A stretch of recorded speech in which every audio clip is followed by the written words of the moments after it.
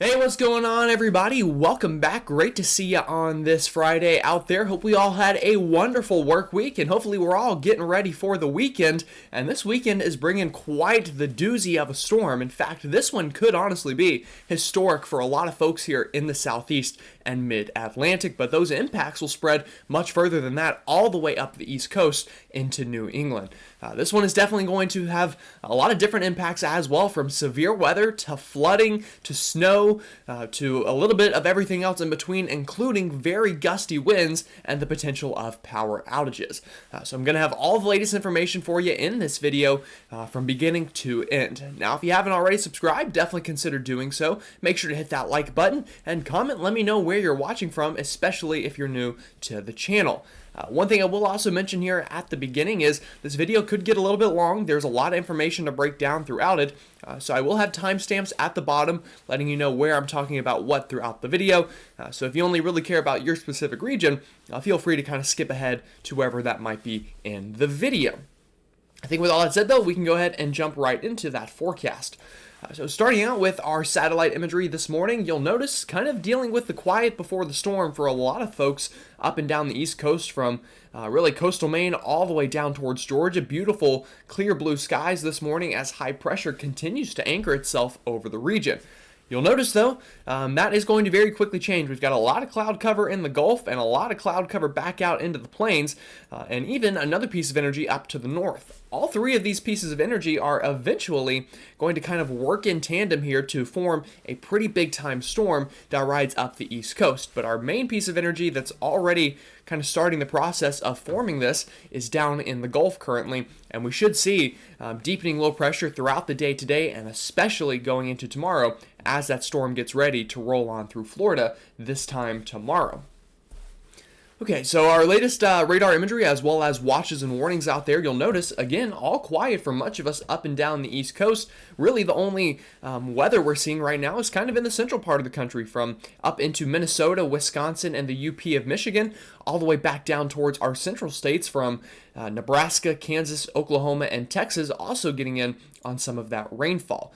Now, we are seeing some of this being a little bit wintry this morning out into sections of Kansas and extreme northern Texas there, and even parts of the Oklahoma Panhandle, but as a whole, mainly rain for just most folks this morning. Moving up into kind of our Great Lakes regions, a lot of this is falling as snow, especially on kind of the northern side here into upstate Minnesota and into parts of the UP of Michigan, but a lot of it is also just falling as rain, as we're still dealing with relatively warm temperatures for this time of year. However, though, don't get too used to it, especially in the east, because that cold is going to come back with a vengeance going later on into next week. Okay, so we're going to start off here by timing out the next 48 hours or so, and that'll get us through this kind of precipitation now in the plains, and also get us into the start of this storm system into sections of the southeastern United States. So let's go ahead and time this out. Bringing this ahead into this afternoon, you'll notice, again, all clear through much of the East Coast, really anywhere east of the Mississippi River, still staying pretty dry this afternoon, but that shield of rain out west will continue to slowly try to work eastbound as this high pressure retreats off the Atlantic coast. Now, as that is happening, we will also have that low pressure down in the Gulf continuing to kind of get its act together with that convergence at the surface, allowing for some of that cyclogenesis to begin down there. Now, bringing this later on into this evening, you'll notice that rain out towards the west continues to very slowly drift off to the east, and we could even see some snowflakes again out of the northern side of this shield of rain, although likely really just light snow, nothing to write home about there. Now, continuing to move this ahead in time, you'll notice that rain continues, but also by the time we're getting into tomorrow afternoon, as depicted on your map here, that storm down in the Gulf is really now a very well-defined closed center of low pressure, and is beginning to bring rain into the Florida Peninsula. So that is going to be the start of our big storm, feeling those impacts as early as tomorrow morning and afternoon. Now, bringing this further ahead into tomorrow evening, this is about 6, 7, 8 o'clock tomorrow night. Here's that low pressure continuing to work towards the Florida coastline. And during this time, winds will begin to pick up, that rain continuing, and also the threat of severe weather, including tornadoes, throughout much of the Florida Peninsula during the day tomorrow. Now, as that's ongoing, we do have a secondary piece of energy up here into the Midwest. That is going to continue to bring some showery weather, but nothing too out of the ordinary there. Winds could be a little gusty, but not really dealing with any severe weather or wintry weather out of that piece of energy. Now, moving this all the way ahead into time, this is about 2, 3, 4, 5 o'clock in the morning on Sunday. Here's that low pressure now below 1,000 millibars, potentially below 995 millibars, and it is beginning to work into the Florida Big Bend area.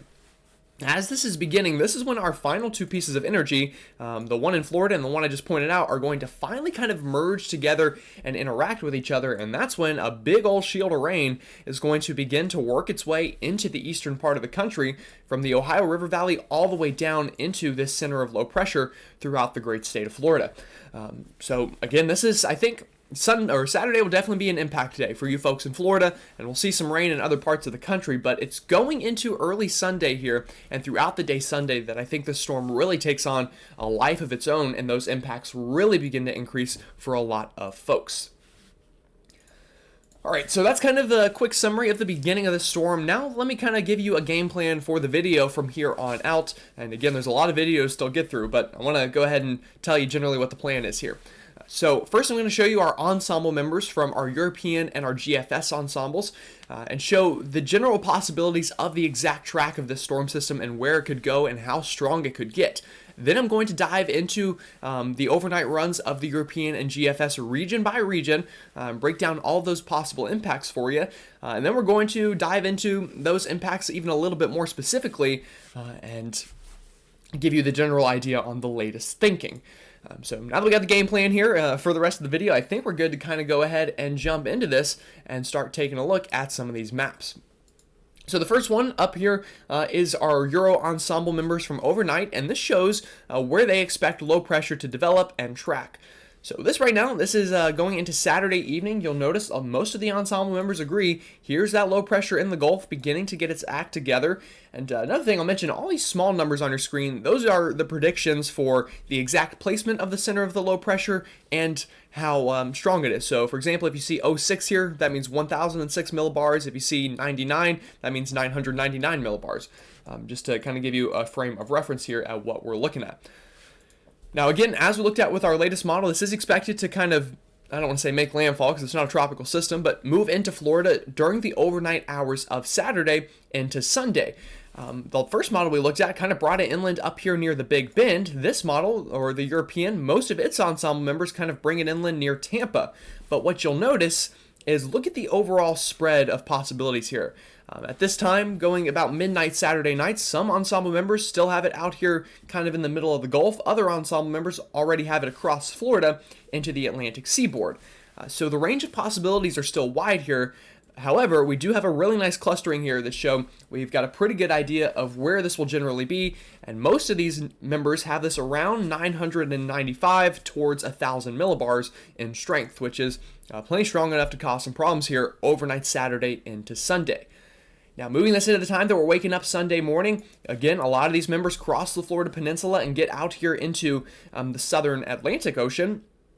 Or excuse me, just off the east coast of Florida here into the Atlantic Ocean. But again, some members have this further north up into Georgia and South Carolina. Other members have this further south, still over Florida or offshore by a good bit. Now, bringing this into our kind of afternoon hours of Sunday, this is when the storm really begins to strengthen, quite honestly. And I think this is when us folks in South Carolina and Georgia and North Carolina are going to really begin to realize that this probably isn't your average low pressure system, especially if you're along the coastline here of the Carolinas. From Savannah all the way up into Wilmington and even up towards Greenville, North Carolina. This is when those impacts are really going to begin. Most European ensemble members keep this just offshore of South Carolina, just off the coast of Charleston. But again, a couple of these members try to sneak it a little further north. And should that happen, all those impacts are going to shift with the track. So it's very important, the exact track of this storm system.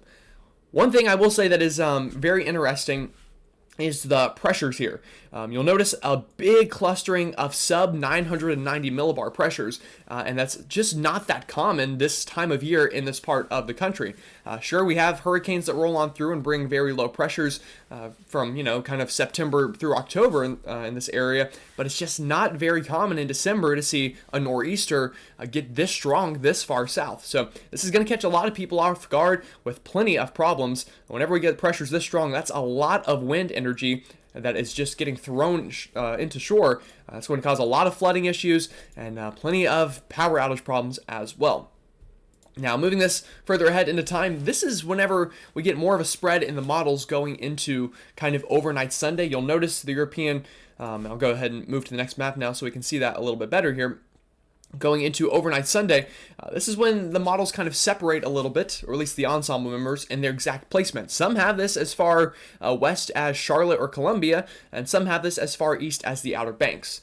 Either way, we're going to have a very strong low pressure system bringing honestly, again, potentially historic impacts for December into the Carolinas overnight Sunday into Monday. And in fact, I looked this up. I posted on Twitter. I talked about how I hadn't thought that I've seen low pressure this deep in my life while living in the Carolinas. So I looked at the numbers for Charlotte. The lowest pressure Charlotte has seen in my lifetime, which is about 20 years now, is 987 millibars. A lot of these numbers are getting well below 980 and into the 970 range. So just to put this into context, how historical this could be, if this track does shift a little further inland and we get some of these pressures down into the low 980s, into potentially the upper 970s, we're going to break some pressure records out here easily into the Carolinas, or at least tie them, especially for December. This is going to rival hurricane levels of pressure.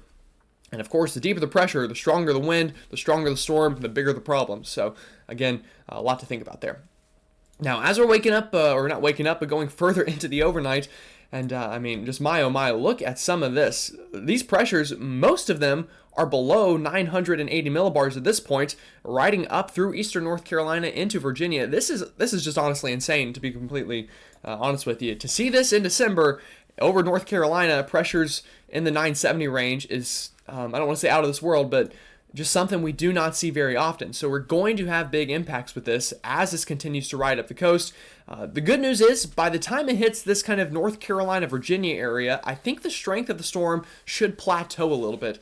Not to say that it'll necessarily get weaker, but a lot of these members kind of just keep it in that same general range as it continues up the East Coast. This is Monday morning here on your map, and eventually going into our Monday afternoon, continues moving up the East Coast, bringing with it those impacts, and especially once we get to this point, a lot of spread in our members on exactly where this low pressure is going to be. Could be anywhere up from upstate New York to still off the coast, and of course that is going to affect those impacts and where they go before this storm system finally moves out going into Tuesday. But then we get another kind of caveat on top of that, that some of our models show another storm system developing off the coast going into the middle of next week. And a little bit of a spoiler alert here for later on in the video, that one could very easily bring some snow impacts to some folks up the East Coast going into the middle of next week.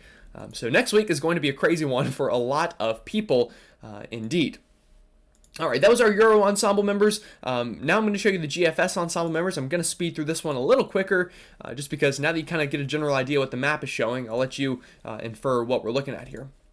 All right, so again, this is overnight Saturday into Sunday. GFS ensembles agree this is likely making its way into Florida sometime during the overnight Saturday into the early morning hours of Sunday. I will say this kind of spread is a little tighter and also a little further off towards the north than the European model had, and that general idea will continue as we go into early Sunday morning. Most of the Euro members had it kind of down here.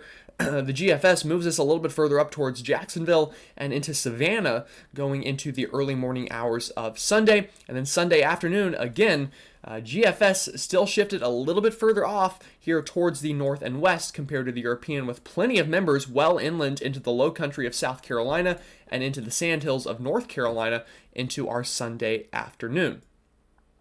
Now, moving this into Sunday evening, again, you'll notice the GFS is definitely further off to the north and west, with most of its members here into even the Piedmont of North Carolina overnight Sunday and into Monday. Another thing I will mention, the GFS its members have the strength of this low pressure a little bit weaker than the European, but I don't want you to think, okay, well, we're going to be dealing with either a strong storm or a weak storm. Sure, there are big differences between 985 millibars and 970 millibars, but they're both very impactful and quite unprecedented, again, for this time of year in this part of the country. And again, as I said, if we get a track kind of like some of these are showing on the northern and western side of the ensemble spread here, we're going to break some pressure records for a lot of people in the Carolinas. All right, moving this further ahead into overnight Monday. Again, this likely moving up through Virginia and North Carolina through the overnight hours and eventually up into the mid-Atlantic during the early morning hours of Monday. And again, this is when the models kind of spread out a lot more in their overall thinking. This low pressure could be anywhere from Pennsylvania all the way towards off the coast of the Delmarva by the time we're waking up Monday morning. Now, going into Monday afternoon here, again, this continues to move up into the northeast, bringing with it continued impacts as it finally moves up into Canada overnight Monday into Tuesday, and eventually, again, some signs that maybe a secondary low pressure tries to form on the backside that could bring some snow with cold air funneling in quickly. Okay, so we're about 16 minutes through this video. Now we're finally going to get to the actual impacts here from our overnight models. So let's go ahead and time this out for you. Our latest European model from overnight, again, develops a slow pressure in the Gulf of Mexico going into the day Saturday and especially overnight Saturday. Now, for Saturday, the biggest impacts will be a lot of rain falling into the Florida Peninsula, as well as severe weather up and down the peninsula from Miami all the way up towards Jacksonville. We're going to have a lot of wind energy here and enough instability that we could very easily see plenty of tornadoes develop here, much like we see during hurricane season, where we have multiple tornado warnings a day. I think this will be very similar with this storm system through the Florida Peninsula during the day Saturday and even overnight Saturday. So you got to have a way to get those warnings all day and all night Saturday. Don't want you to be caught off guard. Now, by the time we're waking up Sunday, the European model finally brings this low pressure inland into the Florida Peninsula and brings this big shield of rain kind of off towards the north and towards the east of the storm system.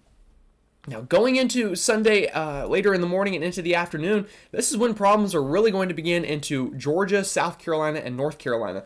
You notice this big plume of moisture that's kind of getting funneled off into the right side of the storm.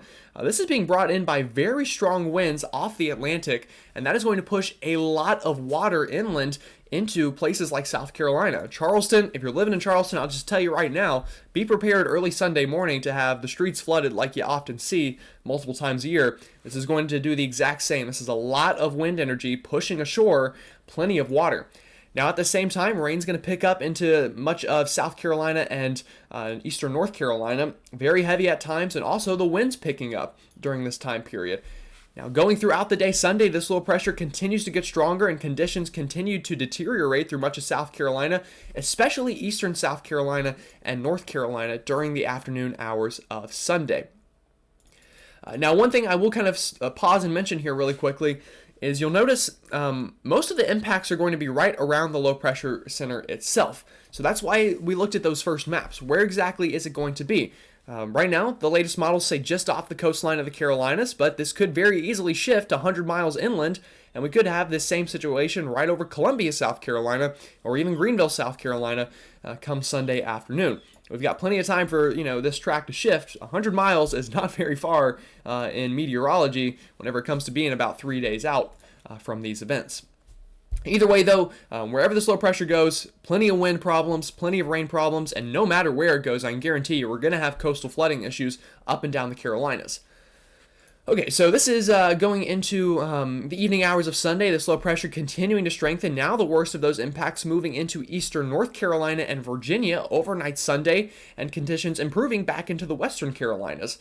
Moving this further ahead into the overnight hours, those wind impacts really picking up in eastern North Carolina. Coastal flooding continuing up into Virginia at this point as low pressure continues to strengthen and ride up the coast. Now is whenever things are going to really get interesting. This is going into early Monday morning here. Here's a very strong low pressure continuing to strengthen, bringing plenty of strong winds, rain, and coastal flooding into the northern mid-Atlantic and northeast at this point. But also at this point, look at this. See all these blue lines back here? This is a very strong punch of cold air as a trough swings in behind this storm system and has a lot of lift, a lot of wind energy. And by the time we're getting into Monday afternoon and evening, we've got a lot of northwest flow snow showers coming in off the Great Lakes here, bringing widespread snow showers into the Smoky Mountains, up into the Virginias, up into sections of even eastern Ohio there, eastern Kentucky, eastern Tennessee, going to potentially turn wintry pretty quickly on the backside of this storm system.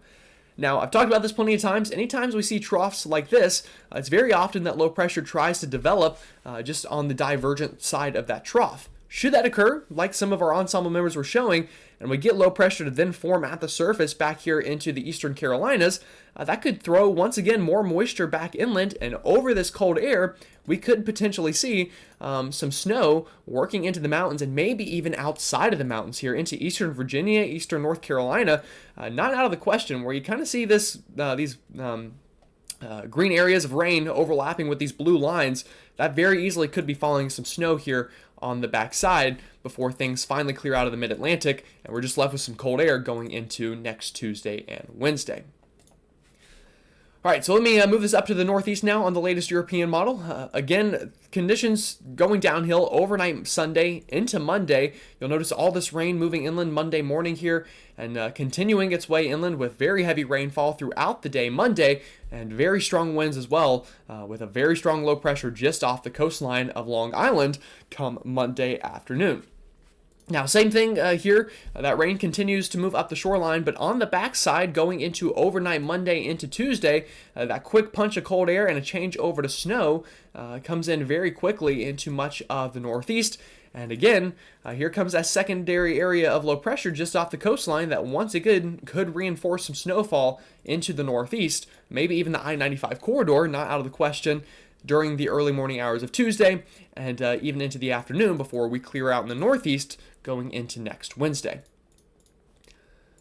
All right, that's the European model. That's one model out of the way. Let's take a look at the GFS now, and then after that, we'll really dive into these impacts a little bit more, region by region, and then I'll finally let you go. I know this video is going on a long time, but this is a big-time storm, and we got a lot to talk about.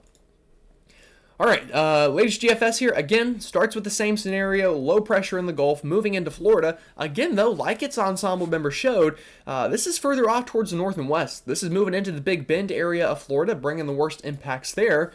And same story, again, no matter what, likely a tornado threat during the day Saturday and overnight Saturday through much of the Florida Peninsula. And eventually, this moves up into southern Georgia, going into overnight Saturday into the early morning hours of Sunday.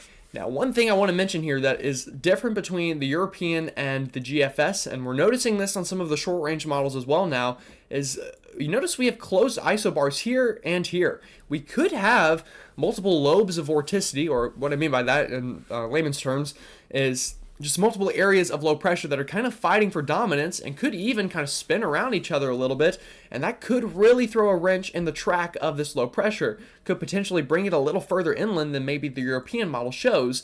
And you'll notice here, going into our early morning hours of Sunday, that's pretty evident, as on our GFS model, we have that low pressure inland into coastal South Carolina compared to just offshore.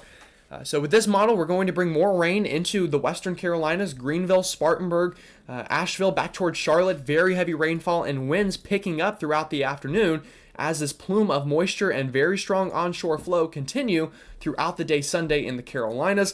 And at this time, we're likely seeing power outages. We're likely seeing isolated spots of flooding as this low pressure, again, kind of doesn't really know where it wants to form until it finally figures it out during the afternoon Sunday. And we've got very strong low pressure now beginning to develop once again off the South Carolina shoreline. So this storm could, I don't want to say stall out, but kind of meander and figure its life out a little bit during the day Sunday should a solution like this occur before going into the afternoon Sunday. We're now clear now in the western Carolinas, but things are just getting started in the eastern Carolinas as very strong low pressure brings strong wind field into this area and a very big plume of moisture up in the Atlantic seaboard into Virginia, Maryland, Delaware, up into Pennsylvania, and eventually into the northeast going overnight Monday. You notice low pressure still very strong here. But again, this is overnight Monday and overnight Sunday into early Monday. It was only a matter of time before I messed up a date here. Again, though, looking at your map now, this is early Monday morning. That low pressure now finally working up into the northeast, and we're clearing out in the southeast and mid-Atlantic. But again, like the European model showed, here comes that punching of cold air on the backside and widespread snow showers developing in our higher terrains of the Appalachian Mountains. And potentially, again, low pressure trying to form once again off the coast here could bring snow showers further inland into the mid-Atlantic, potentially as far south as North Carolina, seeing some of those snow showers, or at least some flurries on the backside of this, going into later Monday and into Tuesday. And you'll notice even here's some of that little bit of blue showing up on your map. Right now, I don't think very big impacts out of any backside snow outside of the mountains. Mountains are a different story. But we could very well get some festive kind of Christmas week flakes here as far south as the eastern Carolinas, which would be very interesting to see, and we'll continue to watch the trends on that. Now, as for the Northeast, again, like the Europeans said, things deteriorate overnight Sunday into early Monday. That wind and that rain moving inland and continuing to push through the day Monday before on the backside, again, here comes that punching of cold air with potentially low pressure once again trying to develop offshore, bringing some of those snow showers further inland. And even potentially as far east as the I-95 corridor during the during the evening hours of Monday and into the day Tuesday, before once again we clear out going into the middle of next week.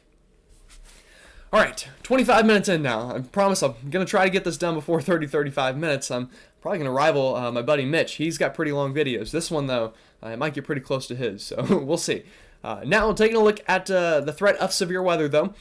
Starting as early as tomorrow, again, we have a slight risk for severe weather through central Florida, from Tampa Bay down towards my hometown, Fort Myers, technically speaking, and then back up kind of the east coast of Florida there, and a marginal risk surrounding much of the Florida Peninsula as well, from the Keys all the way up towards Jacksonville. Biggest threat here tomorrow will be isolated tornadoes and strong damaging winds. So keep that in mind. Have a way to get those watches and warnings throughout the day tomorrow. Now going into our Sunday here, that severe weather shifts off towards really the immediate coastline of South Carolina, North Carolina, and into sections of extreme eastern Florida there, from kind of Jacksonville all the way up towards Savannah, Charleston, Myrtle Beach, down towards Wilmington, North Carolina, and even back towards Lumberton, North Carolina. And by the way, the only reason I know about Lumberton is I feel like every time I storm chase in eastern North Carolina, I somehow find myself in Lumberton. So if anybody's watching from Lumberton, let me know. Be kind of cool, I guess. Next threat we got to look at here is rainfall and excessive rainfall specifically. So we do have a slight risk of excessive rainfall, or basically flooding is what I mean by that, through basically the entire state of Florida tomorrow, but even a marginal risk all the way back towards New Orleans and up into the Savannah area of Georgia and kind of down towards Edisto Beach, South Carolina. Now, going into our Sunday, that threat of excessive rainfall really shifts up the coast all the way from Charleston, South Carolina, all the way up into the Jersey Shore here and back inland into kind of the Shenandoah Valley, down towards Greensboro, North Carolina, including Charlotte, North Carolina, Columbia, South Carolina, under that slight risk of excessive rainfall and the marginal risk in green surrounding that area. So again, have to have a way to get watches and warnings. We're likely going to see flash flooding at least somewhere here during those time periods. All right, next threat we're going to look at here is power outages, and the best way to look at that is by taking a look at that wind forecast. So you'll notice, I think Saturday, definitely a breezy day through the state of Florida, but nothing too out of the ordinary. It's going into overnight Saturday into early Sunday here that you'll notice these winds pick up through the Florida Peninsula, and we could very well gust to tropical storm strength through much of the peninsula overnight Saturday into the early morning hours of Sunday. Now, going into Sunday afternoon here, this is when those winds really pick up. You'll notice widespread gusts getting up into that 40 to 50 mile an hour range into northern Florida, coastal Georgia, and into the low country of South Carolina at this point, also getting quite windy. Another thing you'll notice, look at how strong these winds are. These are hurricane force wind gusts coming off the Atlantic towards the shoreline. So this is why we're going to have those storm surge and coastal flooding issues up and down the South Carolina beaches, and likely beach erosion as well throughout the day Sunday. Now, moving this further ahead into time, into Sunday evening here, and you'll notice here comes that shield of wind further inland, places as far east as, as far west as Charlotte and Columbia, getting in on potentially tropical storm wind gusts, and everywhere from there towards the coastline, going to be gusting in that tropical storm strength all day Sunday, or at least the second half of Sunday, into the overnight, into Monday. And this is going to cause power outages. Again, I said this in yesterday's video. I've lived in the Carolinas long enough to tell you, it does not take much wind to bring down these Carolina pine trees. And with plenty of very wet soils from all the rain falling as well, it's going to happen, and we're going to have power outages throughout the Carolinas and even into Virginia and likely sections of the Northeast going overnight Sunday into Monday. Again, you'll notice still very strong wind gusts up and down the eastern seaboard from South Carolina into the Northeast, and also still very strong winds coming off the Atlantic, going to bring those coastal flooding concerns for a lot of people into the Northeast going into our Monday. Now, luckily, the terrain up here into the Northeast is a little better built for kind of these strong winds and coastal flooding, but nonetheless, gusting up towards hurricane strength into coastal Rhode Island, Cape Cod, and down into Long Island during Monday afternoon, before things then move up towards Maine going into overnight Monday, and then finally things calm down a little bit going later on into the week. All right, two more things to talk about, rainfall and snowfall. So let's get on through this really quickly. Rainfall totals widespread 2 to 4 inches through much of the Florida Peninsula, up through Georgia into South Carolina, with isolated spots getting 3 to 5, even a couple people likely going to get half a foot of rain out of this, especially here into coastal South Carolina and North Carolina, having the best shot at this. Now, again, if low pressure is kind of here on the map, this is what the map's going to look like. If that low shifts further inland 100 miles, shift this shield of rain with it, and a lot of those heavy rainfall totals then work up into the western Carolinas and up into the escarpment of North Carolina. Same story through the mid-Atlantic. We're going to have a big corridor here of about 2 to 4 inches of rainfall, and again, all of that is going to depend on the track. The tracks I showed you today from the operational models, this is about what we're going to see. Should some of the GFS ensemble members be more correct and this shifts further inland, again, shift this whole thing of rain further inland as well. And also, that same general idea goes for the wind map that we looked at as well. Up into the Northeast, again, same story. We're going to have a swath of very heavy rainfall. This is the best, most likely area to see it right through the I-95 corridor from D.C. through Philly, up towards New York, into Connecticut, into Boston, and up into eastern Maine as well, likely seeing some big-time rainfall totals. All right, final thing I'm going to look at here is the chance of seeing at least an inch of snowfall out of this storm system, and you'll notice we've got a good shot at it going into sections of overnight Monday into Tuesday here, especially into our higher elevations of West Virginia down into North Carolina, but also further inland up here into the Ohio River Valley, having a chance at some snow accumulating. Another thing I will mention again, down here into the coastal areas of Virginia and North Carolina, not a big chance of it, but there is a chance of some snow flurries falling during the early half of Tuesday and also the later half of Monday. Obviously, the timing could change there a little bit. And again, you'll really see those chances pick up for some of those flurries on the coast going into Tuesday. Now, moving this up into the Northeast, again, pretty good chance of some snowfall here on the backside. Nothing off the charts here, and we'll look at snowfall totals in another video, just still a little too far away to get into specifics on totals. But you do know now there is a chance of some snowfall in here into those regions going here into the middle of next week. So again, we kind of discussed a lot in this video. This is over 30 minutes long, so probably easily the longest video I've ever made. But as I said in the beginning, this could really be a bit of a historic storm for some folks, and one that people remember for a while just due to the sheer strength of this low pressure system in such a far south latitude this time of the year. It's just not very common in this part of the country. Now, with that said, again, like I said earlier on, if you haven't already subscribed, definitely consider doing so. Like the video if you like it, and make sure to comment. Let me know where you're watching from and what you're doing to kind of prepare for this storm system as it moves on through this weekend and into early next week. With that said, hope you have a great rest of your Friday out there, and I'll see you all tomorrow.